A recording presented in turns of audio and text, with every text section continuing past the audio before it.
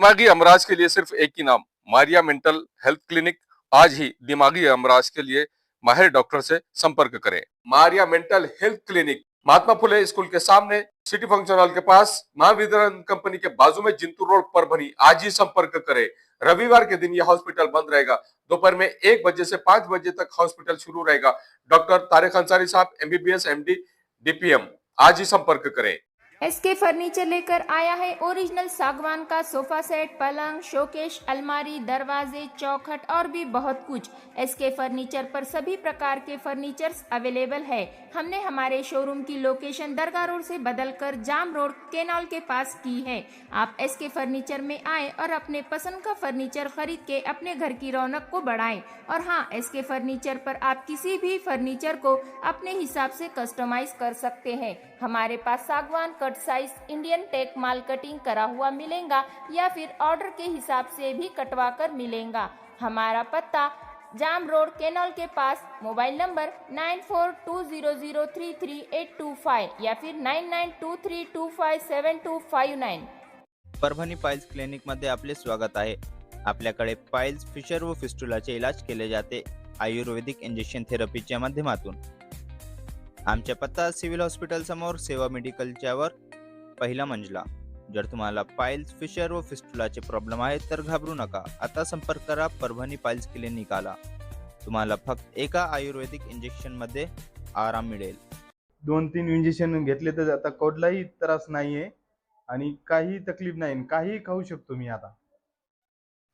अस्सलाम वालेकुम, मैं हूं सैयद अकील। आप देख रहे हैं मेरे साथ परभणी आज तक। चलते हैं परभणी जिले की सबसे बड़ी और खास खबर के लिए। 9 जनवरी 2026 को परभणी शहर के सार्वत्रिक निवडणूक 2024, जिस तरह से यहाँ पर परभणी शहर महानगर पालिका के सार्वत्रिक निवडणूक का मौसम है और 9 जनवरी 2026 को परभणी शहर के दरगाह रोड स्थित प्रभाग नंबर 11 से जिस तरह से राष्ट्रवादी कांग्रेस पार्टी अजीत दादा पवार इनके जिस तरह से गढ़ का यहाँ पर एक मोटरसाइकिल रैली निकाली गई है, जिसमें उम्मीदवार शाकिर खान साहब, उसी के साथ में उम्मीदवार जावेद भाई, उम्मीदवार यहाँ पर जिस तरह से रिजवान खान साहब और उसी के साथ में उम्मीदवार यहाँ पर मुजाहिद भाई, ये चारों की जानिब से एक मोटरसाइकिल रैली निकाली गई। और मोटरसाइकिल रैली ही नहीं बल्कि ऑटो रैली भी निकाली गई, जिसमें महिलाएं भी नजर आ रही हैं। जो झलकियां हम आपको बता रहे हैं खास तौर से परभणी शहर महानगर पालिका के प्रभाग नंबर 11 के ये झलकियां हैं 9 जनवरी 2026 की दोपहर में। जिस तरह से यहाँ पर ये लोग पूरी तरह से इस वार्ड में अपनी मोटरसाइकिल की रैली निकालकर शक्ति प्रदर्शन करते हुए नजर आए और महाराष्ट्र राज्य के उप मुख्यमंत्री अजीत दादा पवार इनकी सभा छत्रपति शिवाजी महाराज इनके पुतले के करीब जिस तरह से यहाँ पर इनकी सभा थी, उस सभा के लिए ही ये तमाम लोग यहाँ से गए।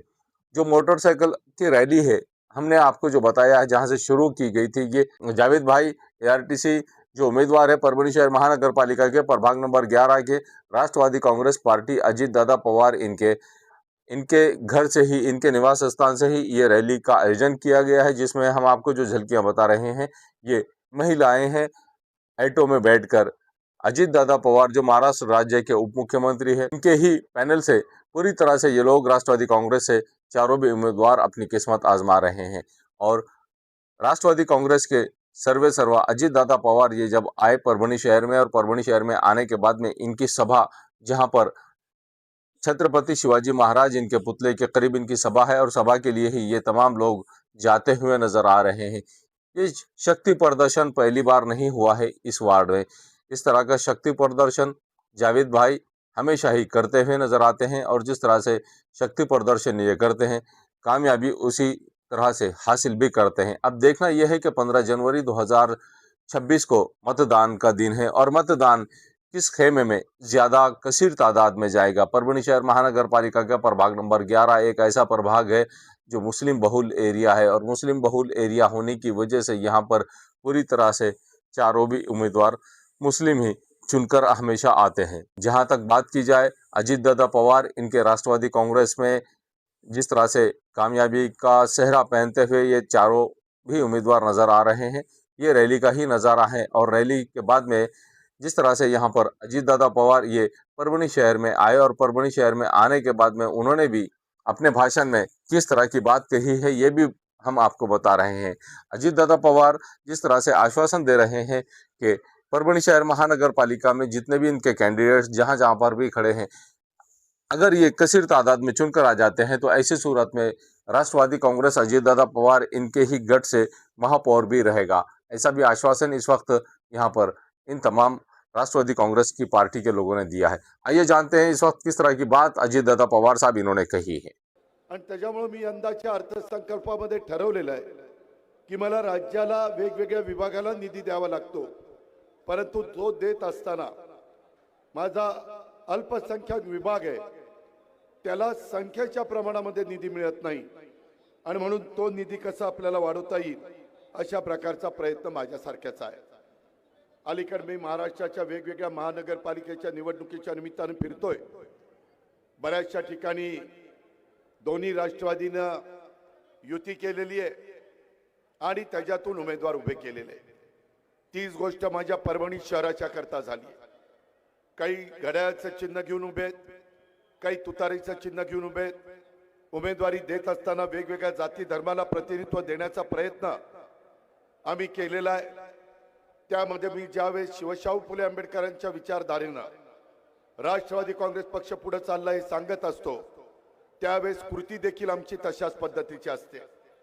मग अल्पसंख्याक विभाग असे अल्पसंख्याक समाजातले माझे उमेदवार असतील, माझ्या सर्वसाधारण उमेदवार असतील, त्याचबरोबर ओबीसीचे उमेदवार असतील, मागासवर्गीय उमेदवार असतील, महिला पुरुष दोन्ही काही मी अनुभवी देण्याचा प्रयत्न करतो आणि काही नवी कोरी पाठी असणारे द्यायचा प्रयत्न करतो। कारण प्रत्येक निवडणुकीच्या निमित्तानं त्या ठिकाणी आपल्याला नव्या लोकांना पण शिकवायचं असतं। कारण एवढा मोठा महानगरपालिकेचा कारभार चालवायचा म्हटलं तर नव्या जुन्यांचा व्यवस्थितपणे समन्वय साधल्याशिवाय विकास साधता येत नाही। माझ्या परभणीतले अनेक लोक माझ्या पिंपरी चिंचवडच्या परिसरामध्ये आहेत, पुण्याच्या परिसरामध्ये आहेत आणि तिथेही निवडणुका चालू आहेत। मित्रांनो, त्यांना विचारा की त्या पिंपरी चिंचवडचा मागच्या 25 वर्षात मी कशा प्रकारचा कायापालट केला। मी ज्या ज्या शहरामध्ये लक्ष घालतो किंवा जी शहरं आमच्या विचाराचे नगरसेवक नगरसेविका निवडून देतात तिथं विकासाच्या बाबतीमध्ये केंद्राचा निधी कसा आणायचा, राज्याचा निधी कसा आणायचा, सीएसआरचा निधी कसा आणायचा, जिल्हा वार्षिक योजनेचा निधी कसा आणायचा, ह्या सगळ्या गोष्टीची सांगड घालावी लागते। कारण एकट्या महानगरपालिका कुठल्याही जाती धर्माचा असू द्या त्याला हक्काचं घर देण्याची स्कीम ही सरकारने आणलेली आहे। माझी आपल्याला विनंती आहे की या सगळ्या उद्याच्या निवडणुकीच्या निमित्तानं आपण जातीचा पातीचा नात्याचा गोत्याचा विचार न करता आपलं भलं कशात होणार आहे, आपल्याला निधी कुठनं मिळणार आहे, आपल्याला योग्य दिशा देण्याचं काम कोण करणार आहे याबद्दलचा विचार हा त्या ठिकाणी झाला पाहिजे। परभणी शहरामध्ये येत असताना बाहेरील वाहनांचा भार कमी करण्यासाठी आपण पाथरी रोड ते असोला या भागामध्ये बायपास प्रमाणेच असोला ते कृषी विद्यापीठ मार्गे ब्रह्मणगाव तसेच ब्रह्मणगाव ते पाथरी रोड असे 2 नवीन बायपास निर्माण करण्यासाठी राज्य आणि केंद्र सरकार यांच्याकडे पाठपुरावा करावा लागणार आहे। मी तुम्हाला शब्द देतो, राज्याचा उपमुख्यमंत्री म्हणून केंद्रामध्ये आमच्या फौजाताई देखील मदत करतील। माझ्याही केंद्रातल्या अनेक मंत्र्यांच्या ओळखी आहेत, नितीन गडकरी साहेबांना मी त्या ठिकाणी सांगित आणि राज्य सरकारचा तर अर्थसंकल्प आपल्याच हातात असतो आणि त्याच्यामुळे पीडब्ल्यूडी असेल किंवा राज्य सरकारचा त्याच्यामध्ये रस्ते विकास महामंडळ असेल, कुठेही आपल्याला त्याचं मदत करायला अडचण येणार नाही। आपल्या परभणी महानगरपालिकेच्या शहरामध्ये मोक्याच्या ठिकाणी बऱ्याच मोकळ्या जागा आहेत, त्यावर बीओटी तत्वावर कॉम्प्लेक्स बांधून जेणेकरून माझ्या महानगरपालिकेचं स्वतःचं उत्पन्नाचं एक साधन हे आपल्याला निर्माण होऊ शकतं आणि तशा प्रकारचा जो प्रस्ताव आहे त्याच्यावर देखील उद्याच्याला माझ्या विचाराची महानगरपालिका आली, दोन्ही राष्ट्रवादी काँग्रेस पक्षाच्या विचाराची महानगरपालिका आली तर त्यांना ते ठराव करून तशा पद्धतीने कारवाई करायला आम्ही भाग पाडू। परभणी शहर महानगरपालिकेच्या वतीनं तुमच्या माझ्या शहरामध्ये गोरगरीब आणि मध्यमवर्गीय कुटुंबातील विद्यार्थ्यांच्यासाठी CBSE अभ्यासक्रमाची शाळा ही सुरू करण्याचा निर्णय देखील घेण्यात येईल. मी आता काही महानगरपालिकेमध्ये जे आमच्या विचाराचे आहेत तिथं मराठी मीडियमच्या शाळा, तिथं मराठी तर शिकवणारच, कारण ती तुमची माझी मातृभाषा आहे, ती आपल्या मुलांना मुलींना आलीच पाहिजे. त्याशिवाय आपल्याला कुठलाही दुसरा विचार देखील करता येणार नाही. परंतु ती भाषा येत असताना आपली मुलं मुली बरोबर गोरगरिबांच्या असू द्यात, मध्यमवर्गीयांच्या असू द्यात, त्यांना देखील इंग्रजी अतिशय उत्तम पद्धतीनं बोलता आलं पाहिजे. परंतु ते भाषणामध्ये सांगून चालणार नाही, त्याकरता कृती करावी लागेल. आणि आता स्पर्धेच्या युगामध्ये AIचं युग आलेलं आहे, त्याच्यामध्ये आर्टिफिशियल इंटेलिजन्स, ते कृत्रिम बुद्धिमत्ता मराठीत त्याला म्हणतात. आणि त्या युगातली मुलं माझ्या परभणीमधल्या शिकली पाहिजेत. त्याकरता CBSE अभ्यासक्रम सुरू करण्याच्या करता तिथं जो काही निर्णय घ्यावा लागेल, जी काही मदत करावी लागेल, त्यामध्ये आता खूप मोठ्या मोठ्या कंपन्या, NGOs आमच्याकडे येतात की आम्हाला ग्रामीण भागातली एखादी शाळा द्या, आम्ही त्याच्यामध्ये स्वतः लक्ष घालतो, आम्ही त्याच्यामध्ये दर्जेदार शिक्षण देतो, जे मराठी पण उत्तम आम्ही त्या ठिकाणी त्यांचं करतो आणि इंग्रजी पण आम्ही उत्तम करतो. या पद्धतीचा निर्णय आपल्याला उद्याच्या काळामध्ये घ्यायचा आहे. परभणी शहरात महानगरपालिकेच्या वतीनं स्वतःचं मल्टी सुपर स्पेशालिटी हॉस्पिटल हे आपल्याला निर्माण करावं लागेल. वैद्यकीय शिक्षण खात्याची जबाबदारी आपले सहकारी राष्ट्रवादीचे हसन मुश्रीफांच्याकडे आहे. त्याच्यामध्ये मी मुश्रीफ साहेबांना सांगितलं, ते म्हणतील दादा निधी द्या, निधी मी देईन, कारण माझ्या परभणीमधले आरोग्य चांगलं परभणीकरांचं राहण्या करता त्यांना दुसऱ्या कुठल्या शहरामध्ये जाऊन उपचार करणं हे कधी कधी महागाचं पडतं, परवडत नाही, ऐपत नसते. आणि त्यामुळं इथल्याही वर्गाला किफायतशीर दरामध्ये, वेगवेगळ्या गरीब वर्गाला तर मोफत दरामध्ये अशा पद्धतीनं मल्टी सुपर स्पेशालिटी हॉस्पिटल आपण निर्माण करून त्याच्यामध्ये सगळ्या सुविधा द्यायच्या. माझ्या आता डोक्यात आलेलं आहे की जिल्ह्याची जी ठिकाणं आहेत त्या जिल्ह्याच्या ठिकाणी अशा प्रकारची हॉस्पिटल बांधायची आणि त्याच्यामध्ये एक विंग त्याच्यामध्ये कॅन्सर हॉस्पिटलची पण करायची. कारण अलीकडच्या काळामध्ये देशात, राज्यामध्ये मोठ्या प्रमाणावर कॅन्सरचं प्रमाण वाढलेलं आहे. शेवटी त्याही माणसाला, त्या माझ्या लाडक्या बहिणीला, त्या आमच्या मुलामुलीला जगण्याचा अधिकार आहे. पण त्यांच्यावर उपचार करण्याच्या करता तिथं इन्फ्रास्ट्रक्चर फार महत्वाचं आहे. मित्रांनो, मी राजकारण करायला तुमच्या पुढे आलो नाही, मी परभणीचा, शहराचा सर्वांगीण विकास या माध्यमातून आपल्याला करायचा आहे ते सांगण्याच्या करता मी आलेलो आहे. मी शब्दाचा पक्का आहे, मी दिलेला शब्द पाळतो. आणि त्याच्यामुळे माझी विनंती आहे की या माझ्या शहरामध्ये दर्जेदार रस्ते, ते रस्ते करायच्या आधी अंडरग्राऊंड ड्रेनेज, कारण रस्ते केल्यावर नंतर अंडरग्राऊंड ड्रेनेज केलं तर पुन्हा रस्ते खोदावे लागतात, ते प्लॅनिंग करून चालणार नाही. योग्य पद्धतीने प्लॅनिंग करण्याच्या करता आपल्याला त्या अंडरग्राऊंड ड्रेनेजला प्रथम प्राधान्य द्यावं लागेल. राज्य सरकारच्या, केंद्र सरकारच्या वेगवेगळ्या योजना असतात. मध्ये मी मुख्यमंत्र्यांशी पण बोललो की आपण जिल्ह्याची ठिकाणं याला प्रथम प्राधान्य देऊ. काही काही भागामध्ये तालुक्याच्या ठिकाणी ऑलरेडी अंडरग्राऊंड ड्रेनेज आणि या सगळ्या सुविधा झालेल्या आहेत आणि मग जिल्हा आमचा मागे का राहणार, त्याकरता जिल्ह्याला आपल्याला अग्रक्रम द्यायचा आहे.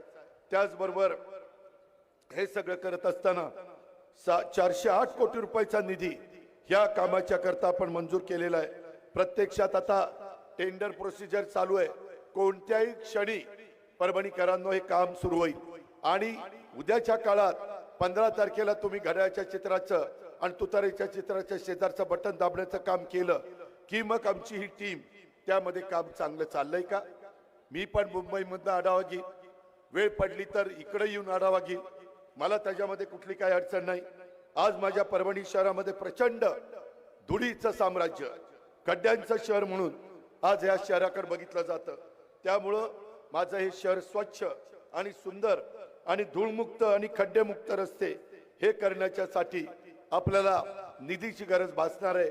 आणि ते निधी देत असताना राज्याच्या, केंद्राच्या ज्या योजना आहेत त्या योजनेच्या मध्ये कुठं आपल्याला निधी बसवता येईल ह्या पद्धतीचं काम हे आपल्याला सगळ्यांना करायचंय. मधी ह्या सगळ्याचा विचार करत असताना मला आठवत आहे त्याच्या संदर्भामध्ये मला स्वतः प्रताप देशमुख असेल किंवा अक्षय असेल किंवा आमचा राजेश असेल, ह्या सगळ्यांनी सांगितलं की दादा आम्हाला इथं कोणत्याही परिस्थितीमध्ये काही गोष्टी करून हव्या. मी त्यांना विचारलं काय करून हवंय. ते म्हणले की जसं तुम्ही पिंपरी चिंचवड केलंय, आज माझं बारामती तालुक्याचं ठिकाण आहे, पण तुम्ही बघितल्यानंतर तुम्ही पण आश्चर्यचकित व्हाल. जर राजकीय इच्छाशक्ती असेल आणि आपण लक्ष घातलं तर काय होऊ शकतं हे तुम्ही तुमचे जर नात्यागोत्यातली लोक बारामतीमध्ये असतील तर त्यांना त्या बाबतीमध्ये विचारा. आपल्याला त्याच पद्धतीनं पुढे जायचंय.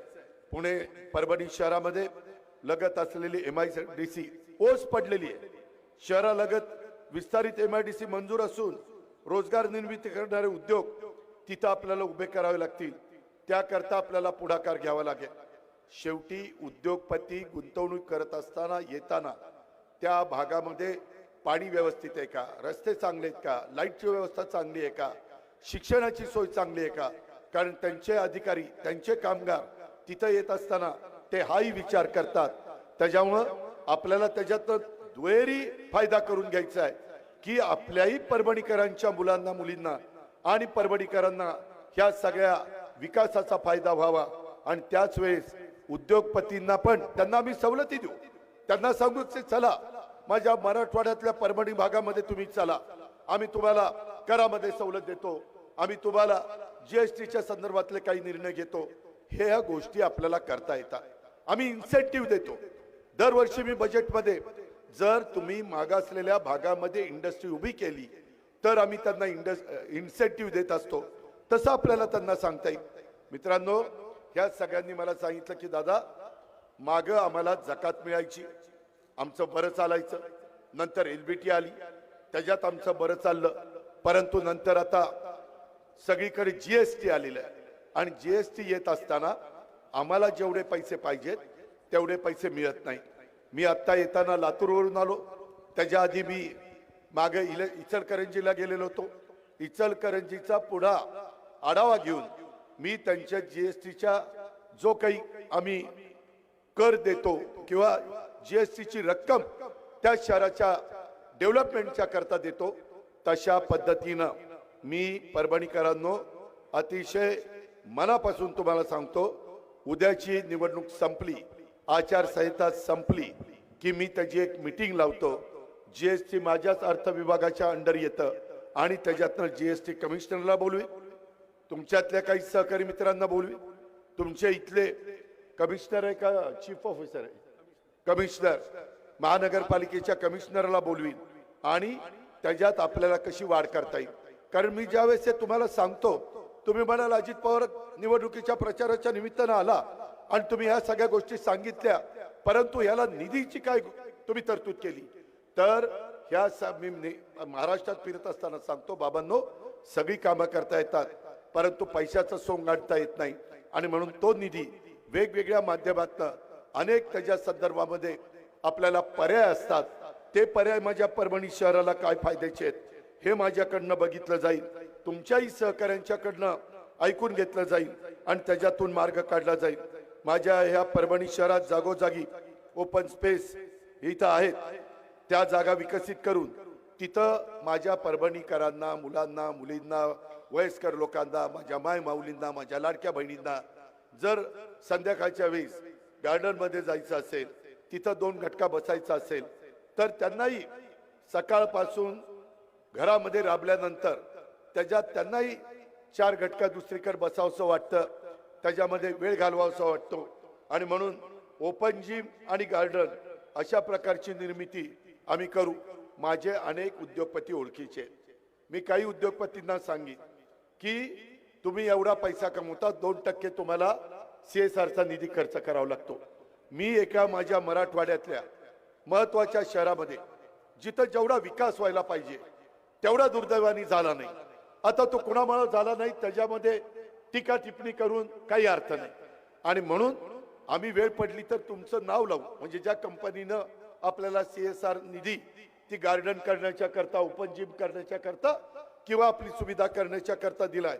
तशा पद्धतीनं मी अनेक शहरांच्या मध्ये असा निधी आणलेला आहे. आमच्याकडे पुनावाला म्हणून आहे सिरम इन्स्टिट्यूटचे, आमच्याकडे भारत फोर्ज आहे, मध्ये गौतमभाई अडाणी बारामतीला पवार साहेबांनी आम्ही एक कार्यक्रम घेतला होता, तिथं आलेले होते, त्यांना आम्ही बोलू शकतो. अशा खूप बजाजला बोलू शकतो, अशा अनेकांना आम्ही बोलू शकतो. त्याच्यातून आपल्याला ते काम करता येईल. परभणी येथे जिल्हाधिकारी, पोलीस अधीक्षक, जिल्हा परिषद अशा मोठ्या मोठ्या इमारती झालेल्या आहेत. शहर महानगरपालिकेची भव्य अशी वास्तू असावी, कारण उद्याच्याला हे निवडून गेल्यानंतर नगरसेवक नगरसेविकांनी चांगल्या इमारतीमध्ये बसून तिथं चांगल्या प्रकारचा विचार करून महापौर, उपमहापौर, त्याच्यामध्ये स्टँडिंग कमिटीचा चेअरमन, सभागृह नेता, विरोधी पक्ष नेता, या सगळ्यांना तिथं काम करण्याच्या करता एक उत्साह आला पाहिजे. अशा पद्धतीनं एकंदरीत आपला काय आवाका आहे आणि त्याला किती स्क्वेअर फीटच्या इमारतीचं बांधकाम करणं गरजेचं आहे. मी माझ्या 35 वर्षाच्या राजकीय जीवनामध्ये इतक्या मोठ्या प्रमाणावर वेगवेगळ्या ठिकाणी इमारतींना निधी दिलेला आहे. तशा पद्धतीनं आपण आपल्या परभणी शहराच्या वैभवामध्ये भर घालणारी एक चांगली देखणी वास्तू ही परभणी महानगरपालिकेची आपण त्या ठिकाणी उभी करून दाखवू. महानगरपालिकेकडून सर्वसामान्य नागरिकांना सुविधा मिळाल्या पाहिजेत. यासाठी महानगरपालिकेत कर्मचाऱ्यांची मोठ्या प्रमाणावर भरती, मोठ्या प्रमाणावर म्हणजे सरकारने जो नॉर्म्स ठरवलेला आहे त्याप्रमाणे त्याला मी मान्यता देईन. त्याच्यामध्ये स्वच्छतेकरता किती लोक पाहिजेत, त्याच्यामध्ये इतर जो काही दैनंदिन जीवनामध्ये पाणी सोडण्याच्या करता जे वॉल फिरवावा लागतो, पाणी पुरवठा चालू करावा लागतो, ह्या ज्या काही बाबी आहेत त्याच्याकरता जो काही स्टाफ लागेल त्याही स्टाफला आपण त्या बाबतीमध्ये परवानगी देऊ. आणि समांतर पाणी पुरवठा योजना ही गतीनं पूर्ण करण्यासाठी मी मुंबईमध्ये देखील कॉन्ट्रॅक्टरला बोलून घेईल की बाबा तुम्ही फास्ट काम का करत नाही, तुम्हाला काय अडचण आहे, तुम्हाला निधीची कमतरता आहे, तुम्हाला इतर काही तिथं त्रास होतोय, तुम्हाला अजून काही समस्या आहे, आणि त्याच्यातून ते काम युद्ध पातळीवर कसं होईल याकरता आपल्याला लक्ष द्यावं लागणार आहे. आणि मित्रांनो, तशा पद्धतीनं पाठपुरावा केल्याशिवाय, लक्ष घातल्याशिवाय योजना पूर्ण होणार नाही असं दिसतंय. त्यासाठी मी सगळ्याच राज्याचा आढावा घेत असतो, तसं आपल्याही परभणी महानगरपालिकेच्या या योजनेचा आढावा मला घेता येईल. आपल्या शहरासाठी भव्य आंतरराष्ट्रीय दर्जाचं क्रीडांगण निर्माण करण्यासाठी वसंतराव नाईक मराठवाडा कृषी विद्यापीठ मधील जमीन हस्तांतर प्रक्रिया लवकर पूर्ण होणार आहे. त्यासाठी शहरवासियांना ही सुविधा उपलब्ध होईल. एक चांगलं झालं ते म्हणतात ना, आपल्याकडे कावळा उठायला फांदी तुटायला गाठ पडावी. नेमकं मी जे सांगतोय माझ्याकडेच क्रीडा खातं आहे, ती जागा मिळू द्या, तुम्हाला सगळ्यांना अभिमान वाटेल अशा पद्धतीचं क्रीडा संकुल हा अजित पवार तुम्हाला उभं करून देईल. माझ्या परभणीच्या मुलांना मुलींना जे काही खेळामध्ये आवड असेल ते खेळाचं प्रॅक्टिस त्यांना तिथं करता येईल. त्याच्यामध्ये ज्या ज्या गरजा तातडीच्या आहेत त्या आपल्याला तिथं करता येईल. मी मोठा प्लॅन त्याच्यामध्ये करीन, त्याही बद्दल आपण काळजी करू नका. ती आज माझ्या मुलांची मुलींची गरज आहे, ती माझ्या नवीन खेळाडू निर्माण होण्याच्या करता माझ्या मुला मुलींची ती भूक आहे आणि ती आम्ही पूर्णत्वाला नेऊ.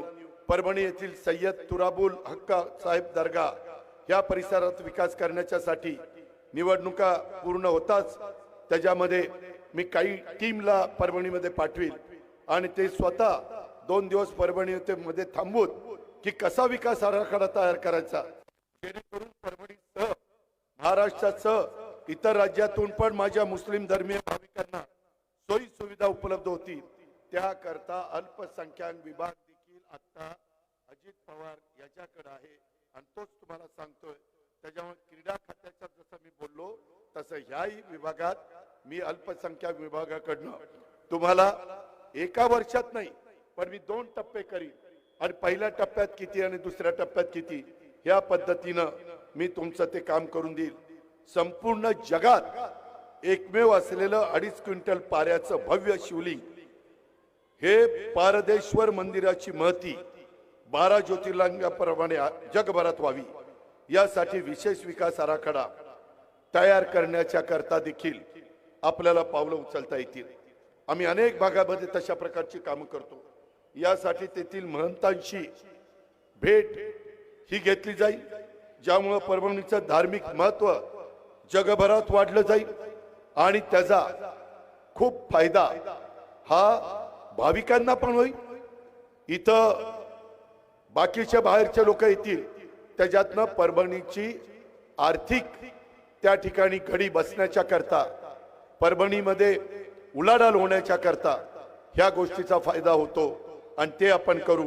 परभणी शहराच्या विकासासाठी राज्याचा उपमुख्यमंत्री या नात्याने मी स्वतः महानगरपालिकेमध्ये पण माझे सहकारी सांगतील तेव्हा येऊन बैठक घेऊन हे विकास कामं मार्गी लागलीत का, ती मार्गी लागत नसताना जो अधिकारी चालढकल करेल, दुर्लक्ष करेल, त्याच्यामध्ये मनापासून लक्ष घालणार नाही, मला प्रशासन चांगल्या पद्धतीने हाताळता येतं, त्या अधिकाऱ्याला देखील मी माझ्या भाषेमध्ये समजावून सांगेन आणि समजावून सांगून त्याला समजलं नाही तर मग त्याला काय त्याचा बंदोबस्त करायचा तो त्या ठिकाणी मी निश्चितपणे त्या बाबतीमध्ये करून दाखवील। परभणीच्या इतिहासात प्रथमच घडलेलं असावं असं 1 वर्षापूर्वी मी स्वतः महानगरपालिकेमध्ये आलो होतो, बैठक घेत विकास कामांना ती गती दिली, हे मागं परभणीकरांनी अनुभवलं। तेव्हा तर माझी महानगरपालिका नव्हती, माझ्या विचाराचे लोक तिथं निवडून गेलेले नव्हते। या पुढं मी जसं माझ्या पिंपरी चिंचवडमध्ये, माझ्या बारामतीमध्ये, माझ्या पुणे जिल्ह्यामध्ये अनेक माझ्या नगरपालिकांच्या मध्ये विकास केलेला आहे, तशा पद्धतीनं परभणीकरांनो, माझ्या लाडक्या बहिणींनो, माझ्या बांधवांनो, मी हे परभणी शहर दत्तक घेण्यासाठी तयार आहे। पण तुम्ही मला महानगरपालिकेवर राष्ट्रवादी काँग्रेस पक्ष आणि आमच्या तुतारी आणि घड्याळ यांच्या हातामध्ये इथली सत्ता द्या, मी तुम्हाला विकासाचा शब्द देतो आणि या ठिकाणी थांबतो। जय हिंद, जय महाराष्ट्र, जय राष्ट्रवादी। धन्यवाद दादा। आणि यानंतर राष्ट्रवादी काँग्रेस। एक मिनट मैडम, 2-3 प्रवेश आहेत। मैं हूं सैयद अखिल, आप देख रहे हैं मेरे साथ परभणी आज तक। इस न्यूज को कवर करने में हमें सहायता की है परभणी आज तक के कार्यकारी संपादक बाबरुद्दीन सिद्दीकी, 24/7 माझा महाराष्ट्र न्यूज चैनल के कार्यकारी संपादक Sattar Khan Pathan, the fact today के कार्यकारी संपादक सलीम खान और जुल्फुसर, परभणी टुडे के कार्यकारी संपादक सैयद अयान, परभणी आज तक के मराठवाड़ा ब्यूरो चीफ सोहेल तांबोली, 24/7 माझा महाराष्ट्र न्यूज चैनल के मराठवाड़ा ब्यूरो चीफ फिरोज खान पठान, परभणी आज तक के जिला प्रतिनिधि सैयद मोबिन सैयद इस्माइल, परभणी आज तक के परभणी शहर प्रतिनिधि शेख सद्दाम शेख निजाम, 24/7 माझा महाराष्ट्र न्यूज चैनल के परभणी जिला प्रतिनिधि शमीम खान पठान, महबूब खान पठान, मुन्ना खान पठान, शेख अयारा मैडम, शेख इस्माइल और शेख शहनाज। उसी के साथ में परभणी आज तक के कार्यकारी संपादक और एंकर शेख शहनाज, जिन्होंने मिलकर मैं हूं सैयद अखिल। पहली बार अगर आप हमारा चैनल देख रहे हैं तो सबसे पहले तो आप हमारे चैनल को सब्सक्राइब कर लीजिए, सब्सक्राइब करने के बाद बेल आइकन का बटन जरूर दबाएं। उसी के साथ आप हमारे चैनल को लाइक करें, शेयर करें और कमेंट करना ना भूलें। आप हमें Facebook, Twitter, Instagram, Telegram, WhatsApp और यूट्यूब पर भी फॉलो कर सकते हैं। मुझे दीजिए इजाजत, जय हिंद। एम्स हॉस्पिटल अपना कॉर्नर परभणी। परभणी में 100 बेड का अत्याधुनिक अस्पताल, महाराष्ट्र शासन, सार्वजनिक आरोग्य विभाग, निरोगी सगरू जीवन, 1356 बीमारियों पर फ्री में वैदिक के उपचार, 4.5 लाख रुपए का बीमा संरक्षण, हर कुटुंब के लिए 5 लाख रुपए का बीमा संरक्षण, आयुष्मान भारत प्रधानमंत्री जन आरोग्य योजना व महात्मा ज्योतिराव फूले जन आरोग्य योजना का लाभ जरूर उठाएं। एम्स हॉस्पिटल आपकी सेवा में 24 घंटे। हमारा पता Apna corner, doctor Zakir Hussain road, Parbhani. Abdul Wahab function hall booking यहाँ पर शुरू है। शादी ब्याह और उसी के साथ में छिल्ला छट्टी और साथ ही यहाँ पर किसी भी तरह के प्रोग्राम, रस्म, एंगेजमेंट के लिए आपके लिए अब्दुल वहाब फंक्शन हॉल में मूलभूत सुविधा अवेलेबल है। अब्दुल वहाब फंक्शन हॉल परभणी शहर के कवड़गांव रेलवे गेट से नीचे, यहाँ पर जिस तरह से अलीबाग नगर के करीब ही यहाँ पर ये फंक्शन हॉल अवेलेबल है। और अब्दुल वहाब फंक्शन हॉल जिस तरह से यहाँ पर मूलभूत सुविधा अवेलेबल है, लेडीज के लिए यहाँ पर अलग से हॉल, सेपरेट हॉल, जेंट्स के लिए सेपरेट हॉल, उसी के साथ में बच्चों के खेलने के लिए सामने गार्डन और स्पेशली पार्किंग के लिए माकूल जगह अब्दुल वहाब फंक्शन हॉल है। अगर आपको शादी करना है, आप अपने बच्चों की शादी अगर करवाना चाहते हैं, अगर आपको बच्चों का एंगेजमेंट कराना है, बच्चों का अगर छिल्ले का प्रोग्राम है या मीटिंग है, तो ऐसी सूरत में परभणी शहर में तो भैया सिर्फ एक ही नाम है, अब्दुल वहाब फंक्शन हॉल, जाहिद खान। इनसे आप राब्ता कर सकते हैं। स्क्रीन पर दोनों भी कॉन्टैक्ट नंबर दिए गए हैं। अगर आप बुकिंग करना चाहते हैं, अगर आपके घर में शादी है, अगर आपके घर में छिल्ला है, तो ऐसी सूरत में आप अब्दुल वहाब फंक्शन हॉल में अपने प्रोग्राम की बुकिंग कर सकते हैं और बुकिंग के लिए स्क्रीन पर नंबर दिए गए हैं। परभणी शहर का मशहूर beauty parlour Sana beauty parlour.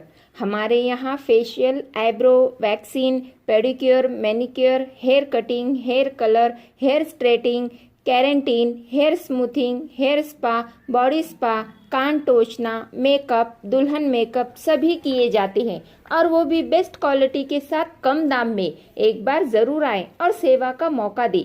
Sana beauty parlour, Khan साहब के बिल्डिंग के पास, आइजॉन मॉल के पीछे, Dargah road, Parbhani. Mobile number 9730200824।